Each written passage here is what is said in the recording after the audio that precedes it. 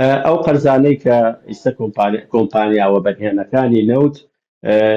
تۆزێ لە ژێر ملیارە دۆلارەوە یا ناگاتە ملیارە دۆلار پێشتر ملیارێک کوشتێک بوو بە بڕێکی لێ ئیرایەوەتەوە ئیستا تۆزێ لە ژێر ملیارێک دۆلارەوەیە قەرزێکی تر هەبووە کە حکوومەتی هەرێمی کوردستان وەکو پێشەکی نەوت وەریگرتووە یعنی نەوتەکەی پێشەکی پێفرۆشتون و پاری وەرگرتووە ئەوە زیاد لە 3 میلیارد دۆلارە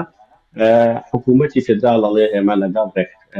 کڕیارانی نەوتی عێراقا هەموو گرێبەستەکانمان صاف کردووە هەر تقریبا 2 ساڵ لەمەوە پێشەوە لە مانگی 4 2023ەوە نوێنەری کڕیارانی نەوتی هەرێمی کوردستان کە چەند کۆمپانیایەکی نێودەوڵەتین ئامادە بوون لەگەڵ